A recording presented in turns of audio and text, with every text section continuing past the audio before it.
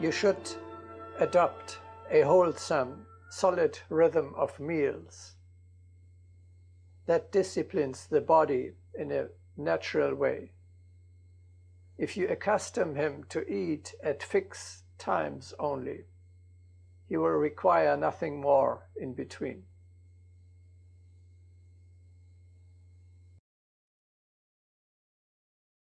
The most harmful is consumption of food at any time with no real need. An orderly life is not something shameful, for one must carefully protect the apparatus built through the ages.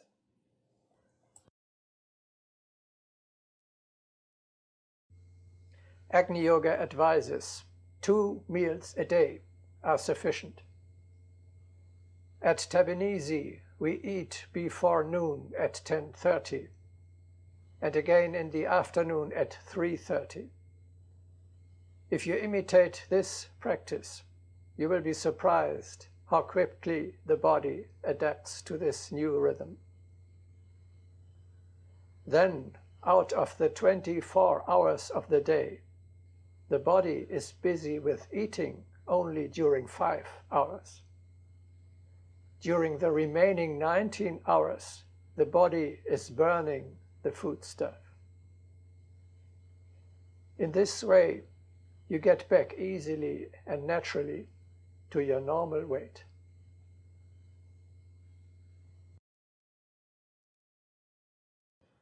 On the path, let us remember that eating twice a day is sufficient.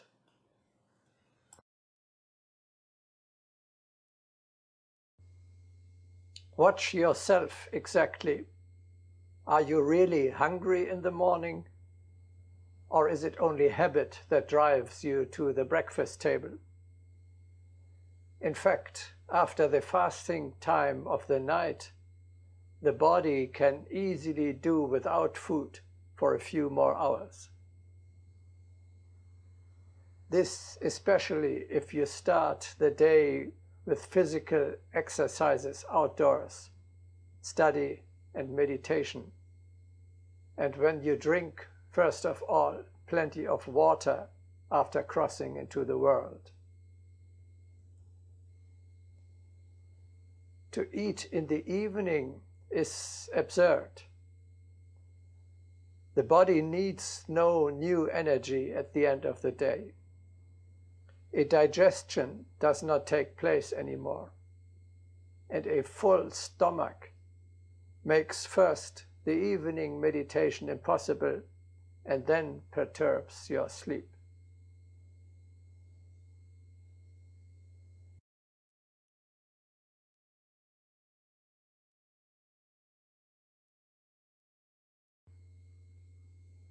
The disciple of the Spirit will eat at a meal not more than is strictly necessary to preserve the body. A full belly is an insurmountable obstacle to any spiritual elevation.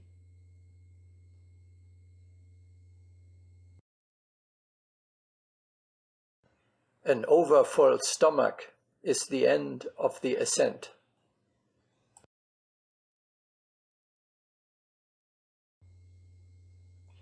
The amount of food that you really need is much smaller than you think.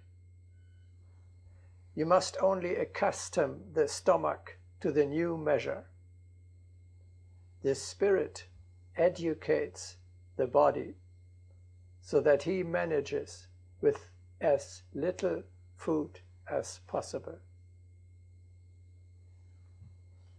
You must, step by step, gradually reduce the hitherto customary amount of foodstuff, so that you encumber less and less the growth of your soul.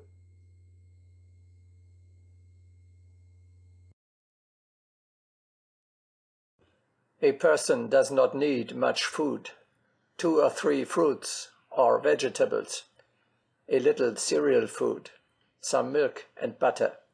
This is the best diet.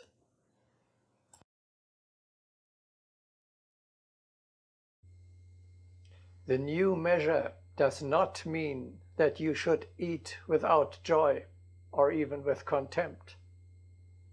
Nourishment is a sacred act if it serves your higher mission on earth.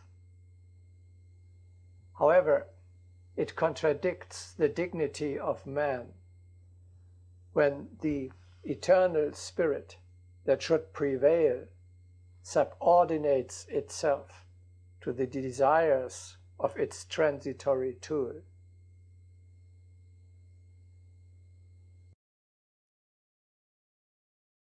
No more holy function exists than that of supplying nourishment to the body. No more degrading process can be conceived than that of gorging the stomach for mere appetite's sake.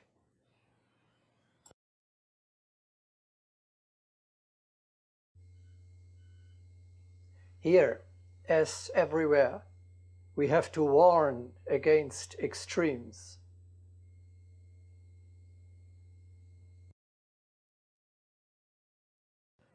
Excessive emaciation and corpulence are equally harmful for ascent.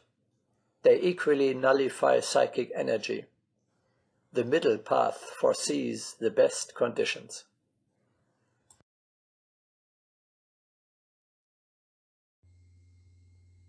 It is right to develop a fine sense of the natural, real needs of the body.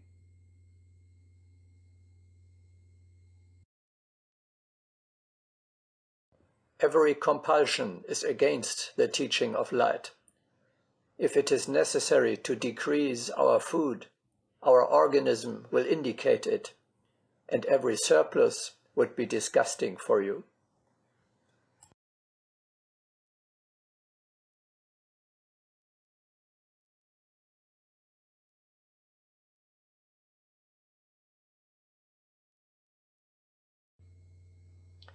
You cannot get rid with one blow of old, deep-rooted habits. Better than aim too high and then to fail is to change gradually with steps and steps and steps. Start with small victories of the spirit. Here are 3 exercises that contribute significantly to the spiritualization of your eating habits.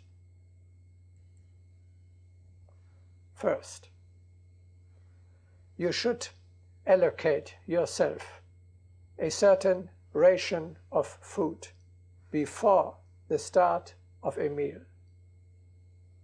Later, you should not allow you any second helping, even if your appetite continues. This is like in the ashram, when the teacher himself or his authorized representative is issuing the food portions. You can always eat less than the amount that was placed before you by the superiors, but more you will not get. Second, eat as slowly as possible. Enjoy thoroughly the little that was assigned to you. Take in consciously every bite.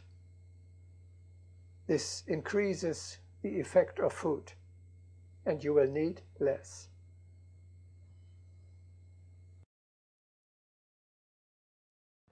One can see that a conscious consumption of vitamins manifoldly increases their usefulness.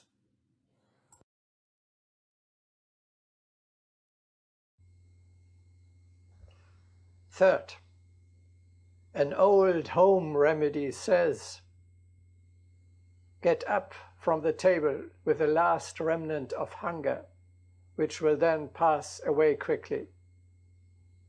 A master allows himself no saturation. The background of this exercise is the signal satiated takes some 20 minutes to run from the stomach to the brain. This defect forces us to exert spiritual discipline. If you listen to the stomach only and wait until the message satiated has reached you, then you have already eaten too much.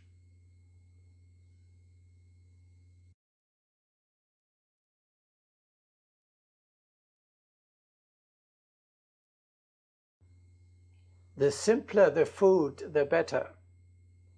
The spiritual warrior does not require selected or specially prepared food. Industrially prefabricated food is in general of less value. Entirely sufficient is the basic foodstuff: fruits, vegetables, cereals, potatoes, rice, milk, eggs, nuts and honey, and their simplest products such as bread, butter, curd, cheese, noodles and oat flakes. A special treatment or preparation of the food is not required. The taste does not matter, only the suitability. The food does not even have to be cooked. In Tbilisi, we cook only on weekends. During the week, we eat raw food. The perfect morning meal consists of oat flakes from different cereals, fruits, nuts, honey, and milk. The afternoon meal of vegetable salad accompanied by bread with fresh cheese. The dessert of curd with fruits. On weekends, we have cooked vegetables with rice or potatoes.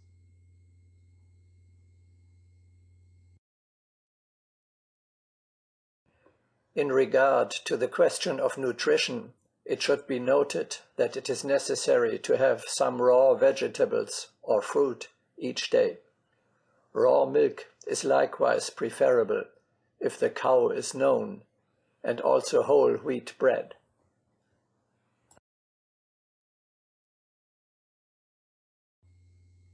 To drink, we only need water, which is at the same time healthiest. Beware of food that has been prepared by others. It is usually designed to stimulate the pleasure of the palate. Let us follow the example of Gandhi, who actually took his own yogurt to the palace of the British Viceroy, knowing very well that the food he would be offered there would be unsuitable for a spiritual man.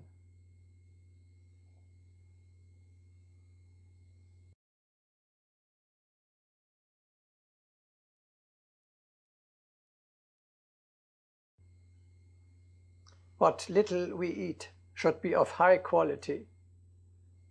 The preparation of our food is of the utmost importance.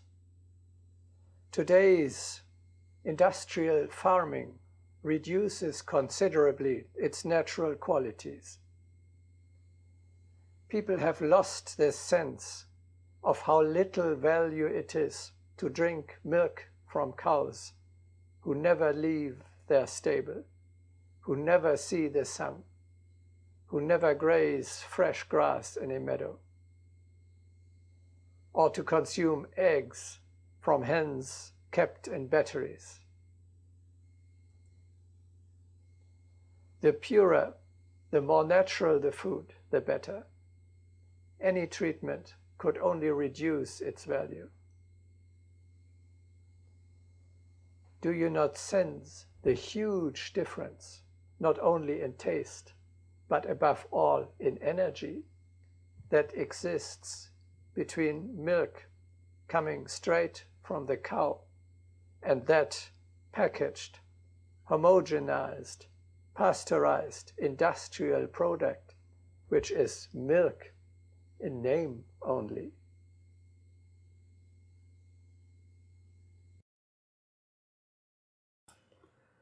When used in their pure form, milk and honey contain the precious primary energy.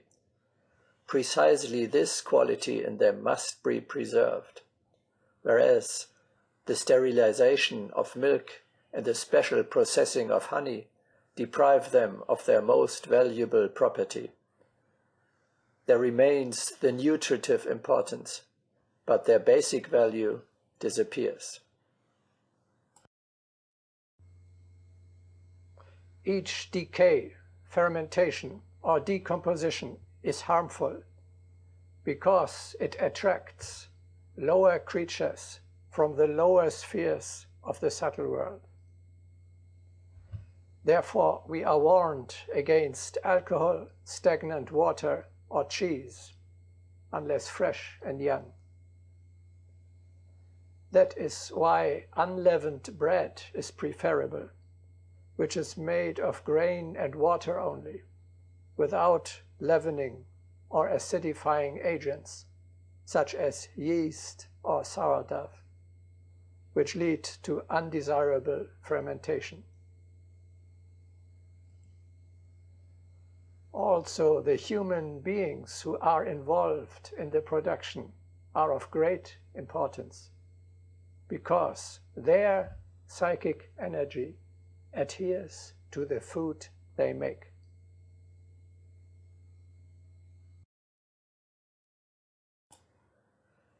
In the notion of bread is contained something sacred. We should not forget that Saint Sergius, so revered by us, used to bake both the host and the bread, always himself. Working while reading the teaching is so much uplifting. Precisely a bread that was baked under such conditions increases its nutritional value and is imbued with the healing emanations of the spiritual atmosphere.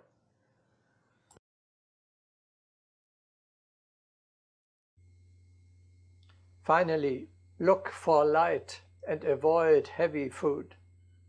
So, for example, rice is much more suitable for a spiritual man than noodles or potatoes.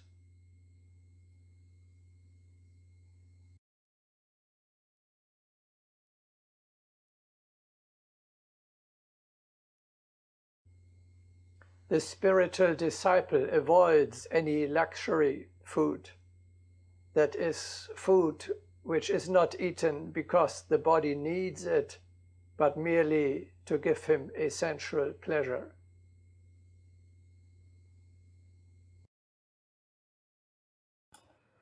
When one is on the path, delicacies are not needed.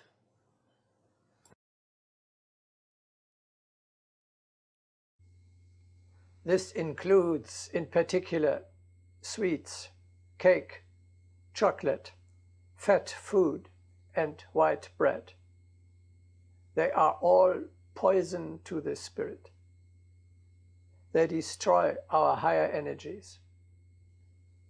They make the spirit heavy and lazy, and they further indulgence towards the animal nature. Always remember, your soul does not want all these delicacies. It is only the body who is begging for them like a dog, because they give him, but not you, your true, eternal individuality, pleasure. Dangerous is sugar, because it is addictive and spoils the flavor of the natural sweetness of fruits or honey.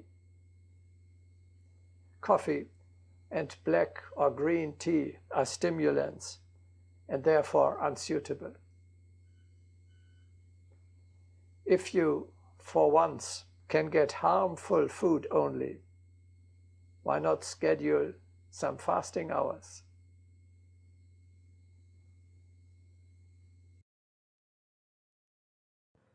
People should remember that hunger is far better than harmful food.